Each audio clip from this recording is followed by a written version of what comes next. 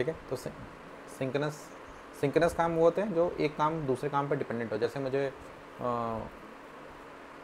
कहीं पे जाना है, इन द सेंस कहीं पे भी जाना है, तो मेरा एक सीरीज़ है कि पहले मैं घर से बाहर निकलूँगा, फिर वॉटेवर कुछ अपनी बाइक उठाऊँगा, फिर ट्रैवल करके उस डेस्टिनेशन पहुँचूँगा। तो सारा जो स्टेप्स है एक दूसरे पे डिपेंडेंट है। मेरा घर से बाहर निकला, मैं डायरेक्ट बाइक नहीं कर सकता जब तक घर से बाहर नहीं निकलूँ, ठीक है, या डायरेक्ट मैं रोड पे नहीं जा सकता जब तक मैं ये घर से बाहर निकलूँ और बाइक ना लूँ या फिर पैदल, जो भी है। तो ये सारी जो चीज़ें हैं ना कि हर एक्शन दूसरे पिछले वाले एक्शन पर डिपेंडेंट है। तो ये होता है हमारा सिंक्रोनस प्रोसेस, जो बाय डिफ़ॉल्ट सेल्फोस फॉलो करता है। बाय डिफ़ॉल्ट क्या होता है, सेल्फोस का हर एक प्रोसेस क्या होता है, सिंक्रोनस होता है, क्योंकि वो एक के बाद एक एग्जीक्यूट होगा, ठीक है। फिर आता है हमारा एसिंक्रोनस प्रोसेस। एसिंक्रोनस प्रोसेस में क्या होता है, वो पिछले वाले टास्क पर डिपेंडेंट नहीं रहता है, ठीक है, उसकी डिपेंडेंसी नहीं है। जैसे फॉर एग्जाम्पल आप वही एग्जाम्पल ले लेते हैं, आप एक डेस्टिनेशन दूसरे डेस्टिनेशन पे आप जा रहे हो, तो उस समय आप गाना भी सुन रहे हो, ठीक है। तो गाना सुनना आपका करंट प्रोसेस पे डिपेंडेंट नहीं है, आप कभी भी सुन सकते हो। आप घर से बाहर निकलते भी सुन सकते हो, बाइक चलाते वक्त भी सुन सकते हो, रोड पे भी सुन सकते हो, डेस्टिनेशन पे पहुंच जाओगे तो भी सुन सकते हो, ठीक है ना। वो आपके करंट प्रोसेस पर डिपेंडेंट नहीं है, वो कभी भी एग्जीक्यूट होगा और उसको कभी भी बंद कर सकते हैं, ठीक है ना। जैसे एसिंक्रोनस प्रोसेस क्या है, आप सॉन्ग सुना वो कभी भी स्टार्ट कर सकते हो और उसको कभी भी बंद कर सकते हो, ठीक है। तो वो हमारा एक प्रोसेस है जो हो जाता है। लेकिन जो एसिंक्रोनस में ये चीज़ होता है, सिंक्रोनस में क्या होता है, 1 by 1 होता है, मतलब हम कोई चीज़ बीच में शुरू करके बीच में खत्म नहीं कर सकते हैं, ठीक है। तो सिंक्रोनस और एसिंक्रोनस के मतलब मसला है, सिंक्रोनस जो प्रोसेस एक के बाद एक रन करते हैं और उसका पिछले वाले टास्क पर डिपेंडेंसी होती है, और अगर उसमें से कोई भी एक टास्क और बीच में मैंने खत्म कर दिया तो उसके आने वाले आगे के सारे टास्क ब्रेक हो जाएंगे, मतलब वो रन ही नहीं करेंगे। लेकिन एसिंक्रोनस प्रोसेस एक ऐसा प्रोसेस है जिसका स्टार्ट और एंड से कोई डिपेंडेंसी नहीं है, ठीक है ना। एसिंक्रोनस प्रोसेस का स्टार्ट और एंड से कोई डिपेंडेंसी नहीं है, वो कभी भी एग्जीक्यूट हो सकता है, उसको हम कभी भी खत्म कर सकते हैं, सॉरी कभी भी एग्जीक्यूट होगा लेकिन खत्म कभी भी कर सकते हैं, ठीक है। उससे हमारा जो करंट सिंक्रोनस प्रोसेस रन कर रहा है उस पर कोई फर्क नहीं पड़ेगा, ठीक है। जैसे एग्जांपल, अगर आप म्यूजिक सुन रहे हो तो आप कभी भी म्यूजिक बंद कर दोगे, लेकिन उससे आपका ये नहीं होगा कि आप गाड़ी आपका कोई रोड घट जाएगा, रोड वाला प्रोसेस खत्म हो जाएगा, ऐसा कुछ नहीं होने वाला है। या तो आप गाड़ी वाला प्रोसेस स्किप कर जाओगे, ऐसा कुछ भी नहीं होगा, ठीक है ना। समझ में आया, आइडिया लगा सिंक्रोनस और एसिंक्रोनस प्रोसेस। अब उसको एपेक्स में क्या कैसे करते हैं, बाय डिफॉल्ट सेल्फोस क्या करता है, बाय डिफॉल्ट सेल्फोस की कोई भी लैंग्वेज होती है वो सिंक्रोनस प्रोसेस ही फॉलो करती है। मतलब हर कोड जो हम लिखते हैं वो हमेशा एक के बाद एग्जीक्यूट होता है, वो पहले ये एग्जीक्यूट होगा, फिर वो एग्जीक्यूट होगा, फिर वो, जैसे पहले होता है हमारा वो जो मैंने बोला था 16 स्टेप्स याद कर लेना, ऑर्डर ऑफ एग्जीक्यूशन याद आया। वो ऑर्डर ऑफ एग्जीक्यूशन क्या स्टेप्स हैं, 16 स्टेप जो सिंक्रोनसली रन करते हैं एक सेल्फोस जब भी एग्जीक्यूट होता है। तो वो एक सेटअप है जो क्रिएटेड है, वो वैसे का वैसे ही चलता है, उसका प्रोसेस ही वही है, कोई भी प्रोसेस जंप नहीं हो सकता, कोई भी उससे पहले नहीं चल सकता, सब एक सेम स्टेप्स में ही चलेंगे। तो वो क्या है, सेल्फोस का सिंक्रोनस प्रोसेस है। लेकिन जब हम एसिंक्रोनस पढ़ते हैं तो एसिंक्रोनस में 4 नए प्रोसेसेस ऐड होते हैं। एसिंक्रोनस मतलब जिनका मतलब जो सिंक्रोनस प्रोसेस चल रहा है उससे पैरेलली कोई और प्रोसेस रन कर देना। जो अभिषेक कह रहा था कि मल्टीपल टास्क जब हमें परफॉर्म कराना रहते हैं एक ही टाइम पे, तो हम सिंक्रोनस का यूज़ देते हैं। हाँ सॉरी, एसिंक्रोनस हम तब करते हैं। तो वही चीज़ होती है, जब हमें मल्टीपल टास्क एक साथ परफॉर्म कराना होता है तो हम एसिंक्रोनस प्रोसेसेस का यूज़ में लेते हैं। लेकिन सेल्फोस में ये कॉन्सेप्ट थोड़ा सा डिफरेंट होता है, ठीक है ना। सेल्फोस में ये कॉन्सेप्ट ये हम इसलिए नहीं कहते हैं कि हमें मल्टीपल टास्क कराना है इसलिए हम एसिंक्रोनस प्रोसेस यूज़ करते हैं। हमारे जो 4 different types of asynchronous process है उनके 4 स्पेसिफिक यूज़ केसेस हैं।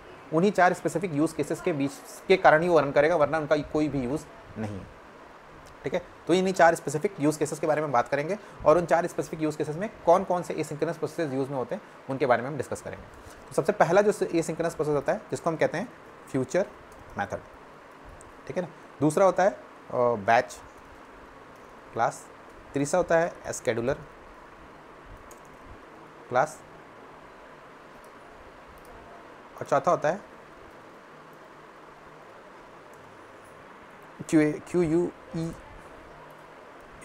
क्यूएबल क्लास, ठीक है। तो ये 3 क्या है, मेथड है, सॉरी ये 3 क्या है, क्लास है, लेकिन ये फ्यूचर क्या है, मेथड है, ठीक है। नाम से ही पता चला ना, ये फ्यूचर मेथड है, बाकी ये 3 क्लास है, ठीक है। तो हर ये जितने भी इन सब का स्पेसिफिक यूज़ केस ही है, उसी यूज़ केस में इसको यूज़ लेते हैं और वरना इनका यूज़ होता ही नहीं। जैसे फ्यूचर मेथड की बात करते हैं, ये मेथड है ना, इसका नाम दे दिया गया कि ये क्या है, एक मेथड ही है। तो इसका यूज़ हम तब करते हैं जब हमें किसी मेथड को पर्टिकुलरली किसी मेथड को हमको एसिंक्रोनसली रन करना होता है। वो यूज़ केस क्या होता है, वो यूज़ केस होता है कि मान लेते हैं कि हम कोई DML परफॉर्म कर रहे हैं, मतलब इंसर्ट अपडेट डिलीट परफॉर्म किया, उसके जस्ट आफ्टर हमें क्या करना है, वो जो रिकॉर्ड हमने सेल्सफोर्स में इंसर्ट किया उसके तुरंत बाद वो हमें किसी थर्ड पार्टी सर्वर पे अपडेट करना है। थर्ड पार्टी सर्वर समझे ना, सेल्सफोर्स के बाहर, ठीक है, क्योंकि डेटाबेस सेल्सफोर्स भी एक डेटाबेस है। उसी तरह से तुम लोगों ने AWS पढ़ा होगा, वो भी एक डेटाबेस है, या फिर मल्टीपल डेटाबेसेस होते हैं। तो हमारे पास रिक्वायरमेंट है कि जैसे ही सेल्सफोर्स में कोई रिकॉर्ड इंसर्ट हो वो तुरंत ही हमारे AWS सर्वर्स पे भी इंसर्ट हो जाए, ठीक है। तो ये क्या है, मतलब सेल्सफोर्स में डीएमएल परफॉर्म करना है, उसके बाद उसको कहीं और भी डेटा भेजना है, तो ये प्रोसेस सेल्सफोर्स नहीं कर पाता है। क्यों नहीं कर पाता है? क्योंकि सेल्सफोर्स कहता है कि मैं कोई भी डीएमएल के साथ वाला ऑपरेशन परफॉर्म नहीं करूंगा जिसमें टाइम टेकन होता है ना। अब मैं किसी थर्ड पार्टी पर रिक्वेस्ट करूंगा, वहां से रेस्पॉन्स आएगा, तो ये क्या टाइम टेकन है ना, जिस कारण से क्या है, सेल्सफोर्स क्या वेट करेगा उस प्रोसेस को खत्म होने का। जब तक वो प्रोसेस खत्म नहीं होगा वो आगे नहीं बढ़ पाएगा। क्योंकि सिंक्रोनस प्रोसेस क्या कहता है, सिंक्रोनस प्रोसेस ये कहता है कि मैं नेक्स्ट स्टेप तब तक नहीं करूंगा जब तक पहला स्टेप फिनिश नहीं हो जाए। जैसे मुझे बाइक तभी मिलेगी जब तक मैं घर से बाहर नहीं निकलूँ, तो घर से बाहर निकलने वाला स्टेप जब तक कंप्लीट नहीं होगा तब तक मैं बाइक पे नहीं बैठ सकता।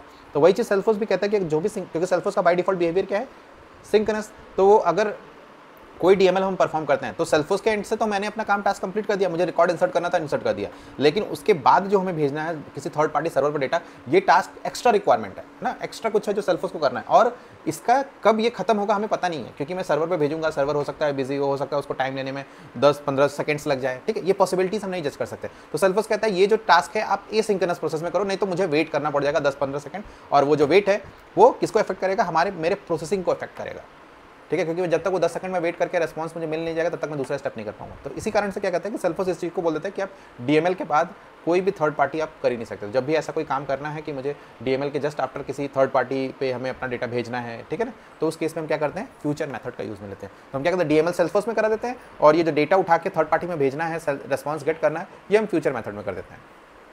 तो इसका जस्ट एग्जाम्पल है कि जस्ट आफ्टर डीएमएल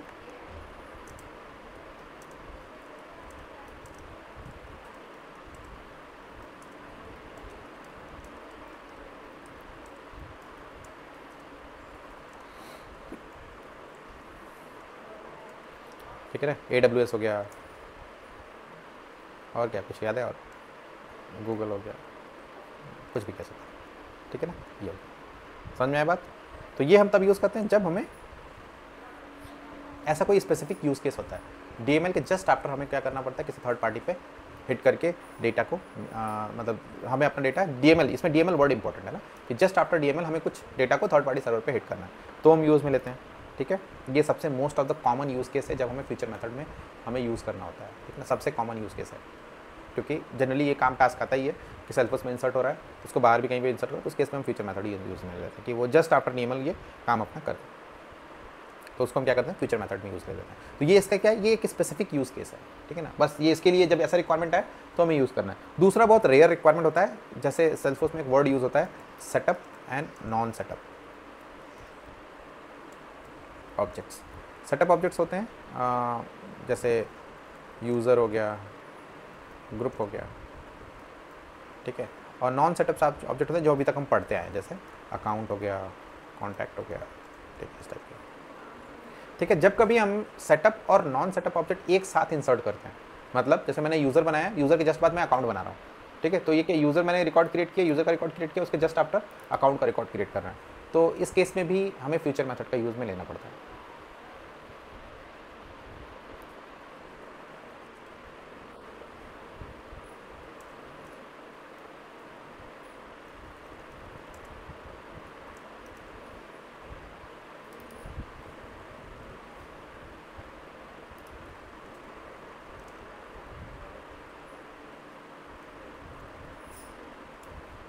ठीक है, साइमल्टेनियसली अगर कोई ऐसा कुछ एक्टिविटी परफॉर्म कर रहा है तो उस केस में भी हमें फ्यूचर मेथड का यूज़ होता है। उसमें क्या होता है कि हम सेटअप ऑब्जेक्ट नॉर्मली कर देते हैं, नॉन सेटअप ऑब्जेक्ट को हम फ्यूचर मेथड में कर देते हैं, दैट्स इट, सिंपल सा। ये तो बहुत रेयरली यूज़ होता है, मतलब ये जनरली यूज़ नहीं करते, बट ये most of the common use case है जिस केस में हमें फ्यूचर मेथड हम यूज़ करते ही करते हैं, ठीक है ना, फ्यूचर मेथड हम यूज़ करते ही करते हैं। अब इसको करने का तरीका क्या होता है, करने का तरीका कुछ नहीं होता है, जो भी हम मेथड बना रहे हैं उस मेथड के ऊपर @फ्यूचर लिख देते हैं, बस इतना कोड हम ऐड कर सकते हैं इसमें।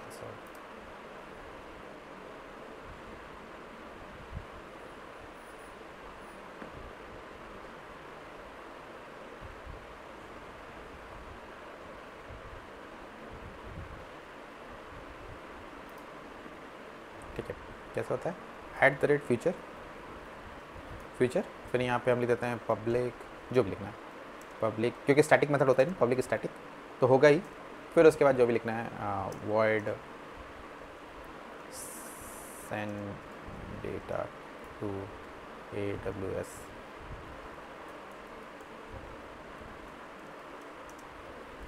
ठीक है, इसके अंदर अपना कोड लिख दो जिसके थ्रू वो डेटा को AWS पे सेंड करे, ठीक है, ऐसे करके। तो ये हम यूज़ करते हैं, सिंपल सा कोड। बस जो मेथड हम लिख रहे थे, क्योंकि ये मेथड को एसिंक, तो ये ऑटोमेटिकली क्या करेगा, इस मेथड को एसिंक्रोनसली रन कर देगा, दैट्स इट, बस इतना सही होता है, बस इतने से ही चेंजेस करते हैं और वो ऑटोमेटिकली एसिंक्रोनस मेथड बन जाता है। ठीक है, इसके कुछ लिमिटेशंस भी होते हैं, लिमिटेशंस होते हैं जैसे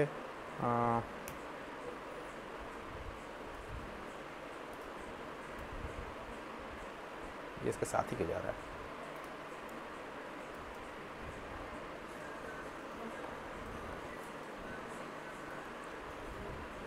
ठीक है। लिमिटेशंस होते हैं जैसे यहाँ पे अगर मुझे पैरामीटर्स भेजने हैं ना, तो ये S object type parameter support नहीं करता है,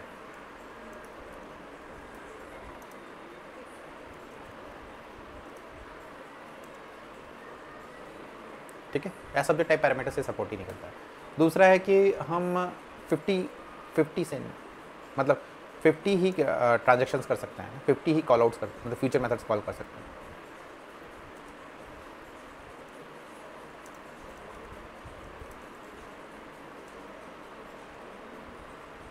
ठीक है, ऐसा होता है।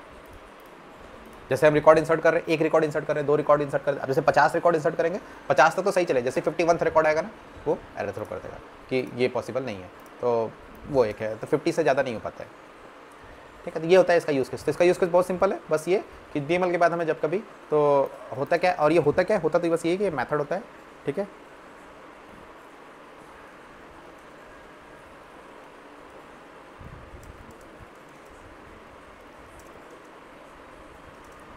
एसिंक्रोनस, ठीक है। बस ये करता क्या है, किसी भी मेथड को एसिंक्रोनसली रन करने में हेल्प करता है। और जो स्पेसिफिक यूज़ केस है उसका यही है कि स्पेसिफिक यूज़ केस यही होता है, ये दो यूज़ क्या होते हैं इसके स्पेसिफिक हैं, ठीक है ना। जस्ट आफ्टर डीएमएल हमें कुछ कराना हो तो ये हमारा हो गया फ्यूचर मेथड, और ये किसी भी मेथड को एसिंक्रोनस बनाने में यूज़ में लेते हैं। फिर हमारा बैच क्लास। बैच क्लास थोड़ा सा क्या होता है, बहुत वास्ट यूज़ होने वाला चीज़ है, मतलब जनरली जैसे हम फीचर मेथड के स्पेसिफिक यूज़ केस है कि डीएमएल के बाद हमें जब भी कुछ डेटा सर्वर एक्सटर्नल सर्वर भेजना है तुरंत हम यूज़ करते हैं, वही चीज़ हम यहाँ पे भी बात करें तो बैच क्लास के भी केस में भी वही चीज़ होता है। बैच क्लास का भी कोई स्पेसिफिक यूज़ केस है, ठीक है, उस स्पेसिफिक यूज़ को क्राइटेरिया को जो फॉलो करता है उसी केस में हम बैच क्लास हेल्प में लेते हैं। तो वो बैच क्लास एक्चुअली क्या इसके नाम से आता है, बैच मतलब छोटा टर्म, छोटी चीज़ों को बैच बोलते हैं ना। जैसे कोई एक सेशन चल रहा है, उसमें मल्टीपल बैचेस होते हैं, वही होता है बैच। मतलब जैसे तुम लोग का 3 यहाँ पे 3 स्टूडेंट्स का बैच है, ऐसे पैरेलली और भी अदर बैचेस चल रहे हैं, किसी में 2 स्टूडेंट्स हैं, किसी में 4 स्टूडेंट है, कोई सिंगल स्टूडेंट्स वाले हैं, तो ऐसे करके मल्टीपल बैचेस चल रहे हैं। क्या बैचेस हैं जो क्या चल रहे हैं, पैरेलली चल रहे हैं, मतलब मल्टीपल बैचेस चल रहे हैं ना। तो सेल्सफोर्स ये कहता है कि जब हमारे पास बहुत ज़्यादा डेटा है, ठीक है, बहुत ज़्यादा डेटा को हमें प्रोसेस करना है, तो उस केस में हम क्या करते हैं कि बैच क्लास की हेल्प लेते हैं, ठीक है।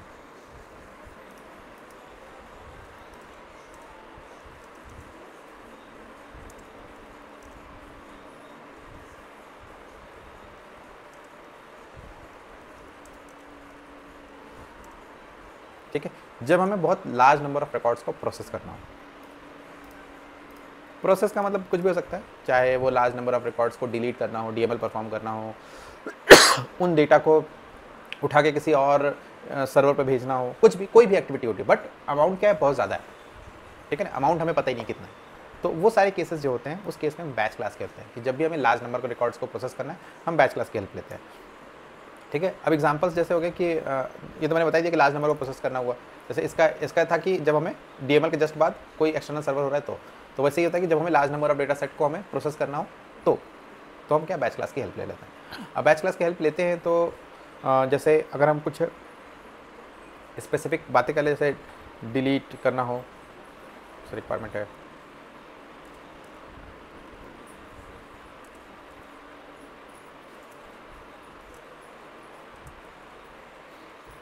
ठीक है,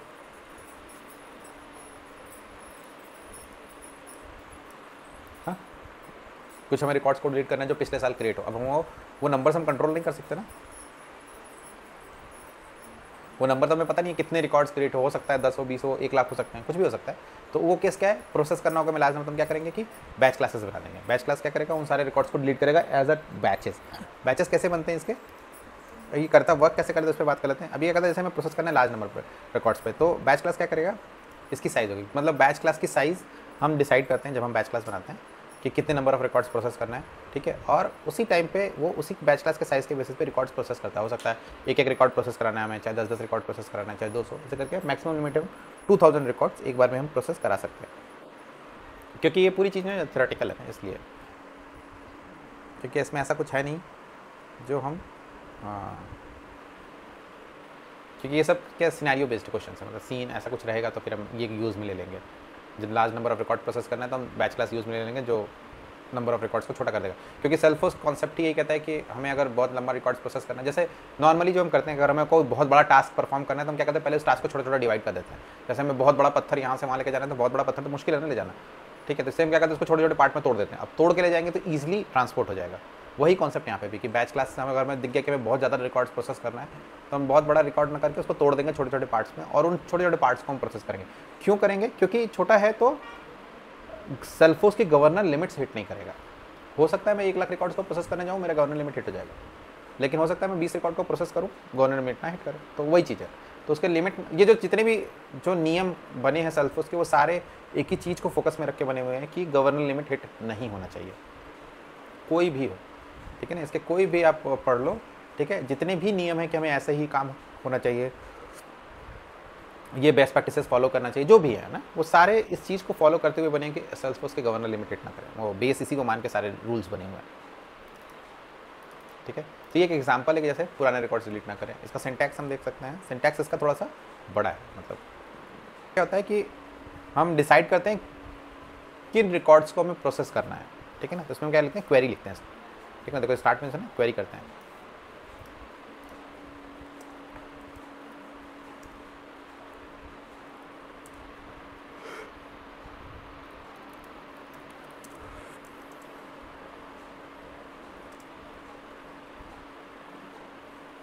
ठीक है। ठीक है। और एग्जीक्यूट में एक्चुअली हम प्रोसेसिंग करते हैं उन रिकॉर्ड्स पे, ठीक है। जैसे इस वाले में देख लो, यहाँ पे क्या है, सेलेक्ट आईडी फॉर अकाउंट दिया, सारे अकाउंट्स निकाले, फिर अकाउंट नेम में ही कुछ अपडेट कर रहे हैं ना, ये देखो नेम को चेंज करके अपडेट कर लिया। तो क्या करते हैं,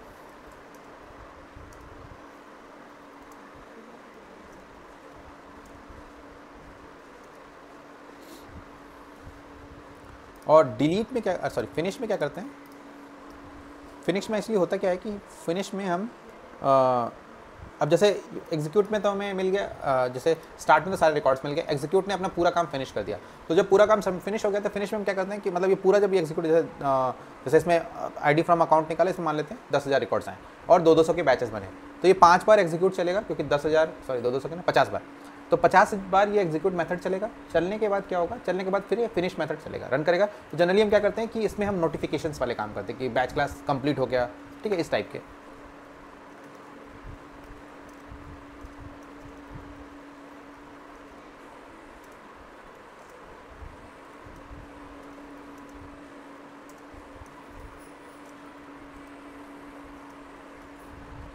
ठीक है, ये इसलिए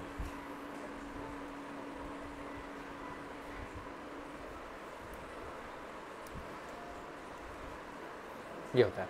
तो इसके 3 मेथड्स होते हैं, जो रेयरली है कि कभी पूछा जाए, पूछ ले तो अच्छी बात है, नहीं पूछे तो बस 3 मेथड इसीलिए बनाते हैं क्योंकि बनाने का पर्पज़ यही होता है।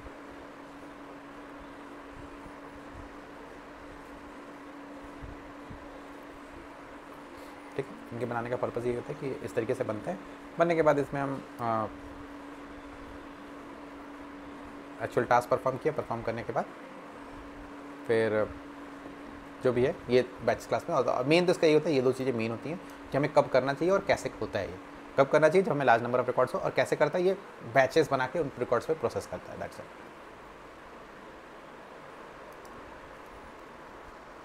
स्केड्यूलर,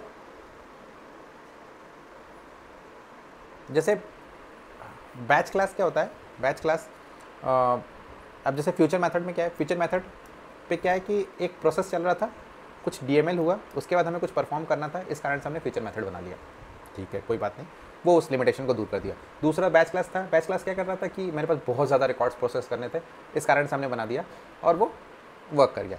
लेकिन जो शेड्यूलर क्लास होता है ना, शेड्यूलर क्लास किसी रीज़न से नहीं बनता है, मतलब ऐसा कुछ चैलेंज हमारे पास नहीं है कि इस कारण से हम शेड्यूलर क्लास बनाएंगे। शेड्यूलर क्लास हम तब बनाते हैं जब हमें लगे, जैसे इसका नाम ही कह रहा है ना, शेड्यूल करना, ठीक है, कि जब हमें कोई task, when we have to we have to execute any task which can execute on a fixed time और a fixed interval of a time.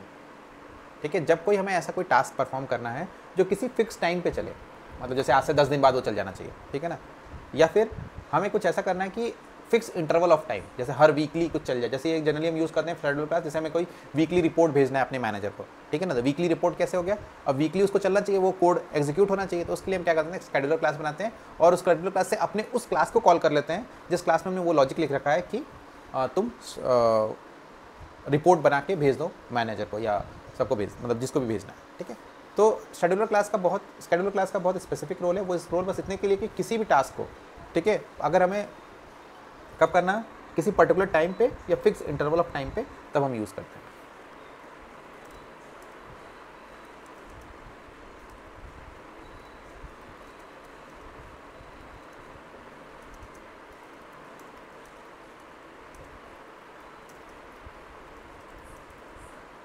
ठीक है, किसी फिक्स टाइम पे हमें कोई टास्क परफॉर्म करना है किसी फिक्स टाइम पे या fixed interval of A time, ठीक है, फिक्स टाइम पे हो या फिक्स इंटरवल के मतलब fix interval of A time हो, तो हमें शेड्यूलर क्लास का यूज़ में लेता है, ठीक है ना, तभी हमें यूज़ में लेते हैं, वरना इनका यूज़ नहीं होता है, ठीक है ना।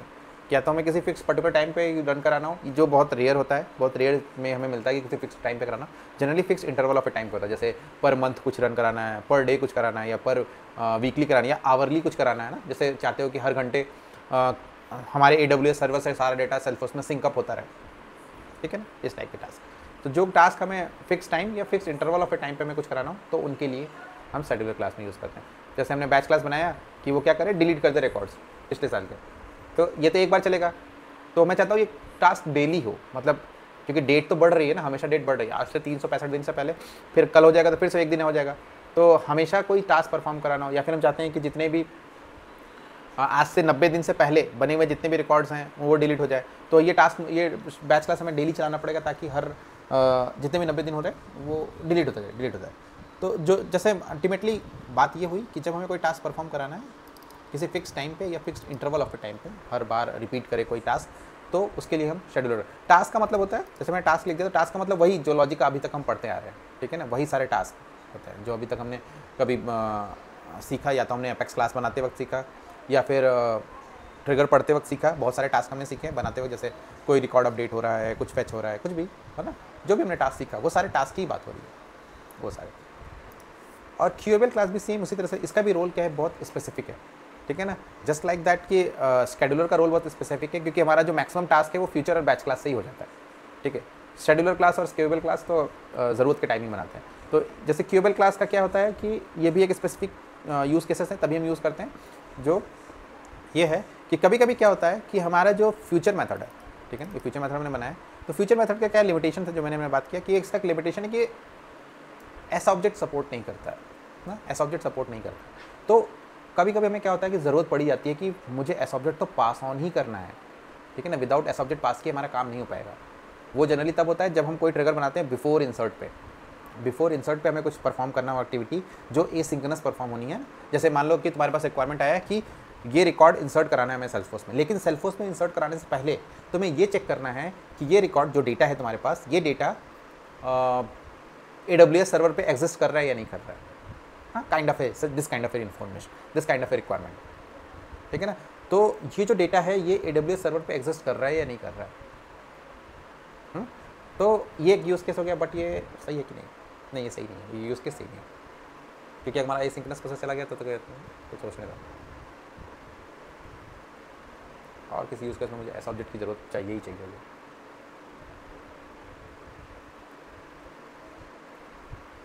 अभी तो याद ही नहीं आ रहा है ऐसा रिक्वायरमेंट जिसमें एस ऑब्जेक्ट की नीड पड़ेगी ही पड़ेगी।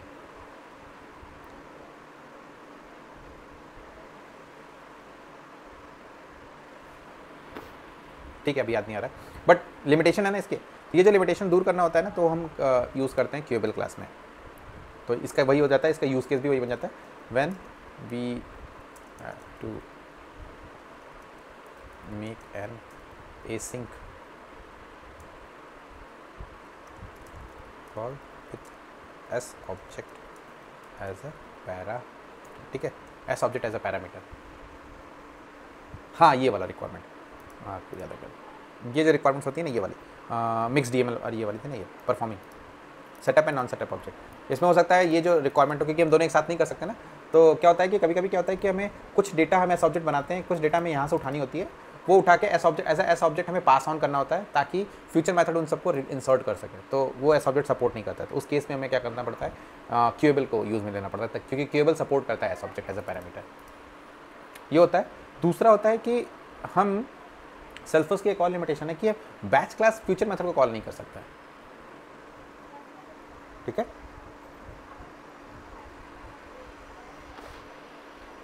तो बैच क्लास की लिमिटेशन ये होती है कि वो फ्यूचर मेथड को कॉल नहीं कर पाता है। इसके साथ ये प्रॉब्लम है कि बैच क्लास किसी फ्यूचर मेथड को कॉल नहीं कर पाता है। तो इसमें चाहो तो लिमिटेशन ये भी कह सकते हैं, यहाँ पे भी लिमिटेशन ये आते थे, future method can't call a batch class, and similarly इसका भी लिमिटेशन वही हो गया।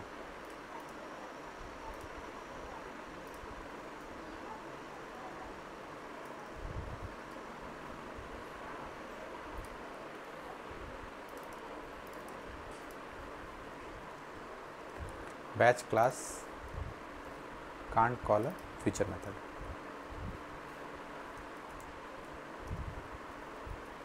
ठीक है, बैच क्लास फ्यूचर मेथड को कॉल नहीं कर सकता।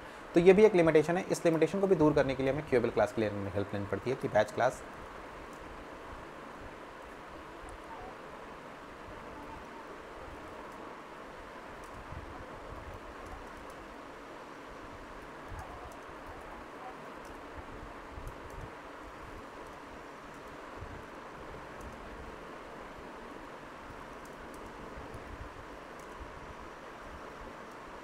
कैसे।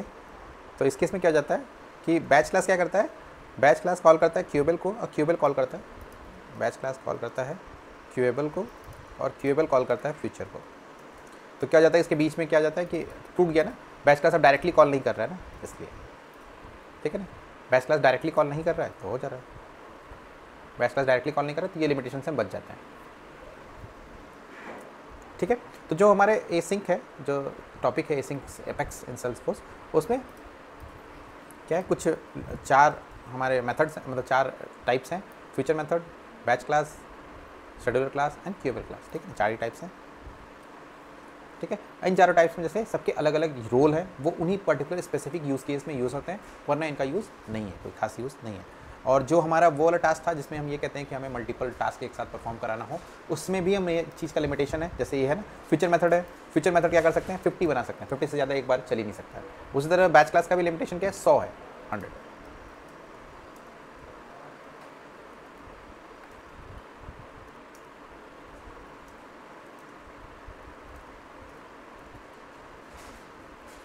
हाँ, कॉन्करेंटली 100 बैच क्लास, बट ये लिमिट जल्दी हिट होता नहीं है, क्योंकि क्या होता है, ये 100 बैच क्लासेस की लिमिट है। लेकिन लेट्स सपोज दैट हमें 1 मिलियन रिकॉर्ड प्रोसेस करना है ना, 1 मिलियन रिकॉर्ड प्रोसेस करना है, तो उस 1 मिलियन रिकॉर्ड को प्रोसेस करने के लिए जितने भी नंबर ऑफ बैचेस बनेंगे वो काउंटेबल नहीं होते हैं। ठीक है ना, अगर मैंने 100 अलग अलग बैच क्लासेस बना दी ना, अलग अलग बैच क्लासेस बना दी, तो तब वो काउंटेबल है। ठीक है ना, बैच क्लासेस बना दी तो काउंटेबल है, लेकिन अगर एक बैच 1 मिलियन को रिकॉर्ड को बनाने के लिए चाहे जितने नंबर ऑफ बैचेस बनाए, वो काउंटेबल नहीं होता है। ठीक है ना, वो काउंट नहीं करता। इस कारण से क्या होता है कि ये वाली लिमिट हिट होती ही नहीं है, ये वाली लिमिट जनरली हिट नहीं हो पाती, बहुत रेयर चांसेस है कि किसी ने कभी हिट किया हो। ठीक है, शेड्यूलर क्लास में कोई लिमिट होती नहीं है, शेड्यूलर क्लास की ऐसा कुछ नहीं है कि लिमिटेड, शेड्यूलर क्लास की कोई लिमिट नहीं होती, शेड्यूलर क्लास आप चाहे जितना बना सकते हो। ठीक है ना, लेकिन क्या होता है कि बहुत स्पेसिफिक यूज़ केस होता है, इसलिए ज़्यादातर हम यूज़ नहीं करते हैं शेड्यूलर क्लास को एज अ एसिंक्रोनस के लिए। इसका बहुत स्पेसिफिक, जैसे क्योंकि फिक्स टाइम पे चलेगा ना, तो हमें जैसे हमें चलाना है, कोई एग्जीक्यूशन हो तुरंत उसके बाद चल जाए तो नहीं चल पाएगा, क्योंकि वो उसके लिए हमें टाइम देना पड़ेगा। वो टाइम हो सकता है हम 10 सेकंड बाद का दें या 2-3 सेकंड बाद का दें, तो थोड़ा सा मुश्किल हो जाता है, इसलिए हम नहीं करते हैं। और दूसरा हमारा इसकी लिमिटेशन है कि जैसे इसका 100 है ना, क्यूएबल थोड़ा और कम है, क्यूएबल तो 5 ही है, क्यूएबल का तो 5 है, 5।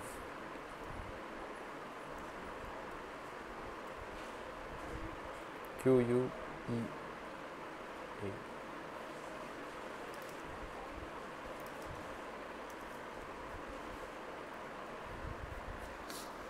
ठीक है, तो ये इसके लिमिटेशंस हैं। वैसे इतना कोई डीप में जाता नहीं है, जनरली अगर किसी को पूछना होता है तो कभी कभी पूछ लेते हैं, ये सिंक्रोनस एपेक्स कैसे हेल्प यूज़ में लेते हैं, ठीक है ना। एसिंक्रोनस एपेक्स तो इस तरीके से यूज़ में लेता है, मतलब इस तरीके का यूज़ होता है। यूज़ में कैसे लेते हैं वो तो क्योंकि ये जनरली जैसे तुम सारे आंसर देते जाओगे ना तो पूछ लेंगे तुमसे, तब एसिंक्रोनस एपेक्स के बारे में भी पूछ लेंगे, क्योंकि इसकी ये बता दी फिर उसके बाद तो कुछ नहीं होता है, उसके बाद तो हो गया, तो ध्यान में टेंशन नहीं लेने की जरूरत नहीं।